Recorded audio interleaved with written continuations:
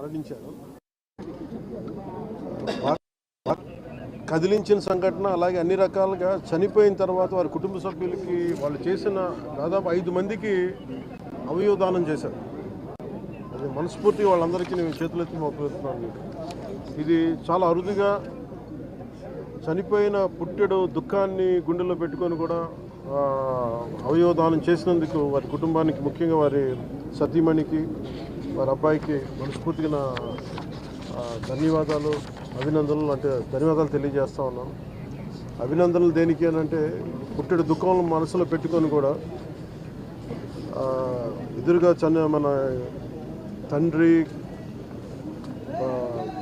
ఆవిడ తండ్రిగా ఒక బిడ్డలకి, భర్తగా ఆవిడికి, ఆయన సతీమణికి, అవన్నీ పుట్టెడు దుఃఖాన్ని గుండెల్లో పెట్టుకొని కూడా అవయవదానం చేయడం అనేది అసలు నిజంగా అది ఊహించలేనిది.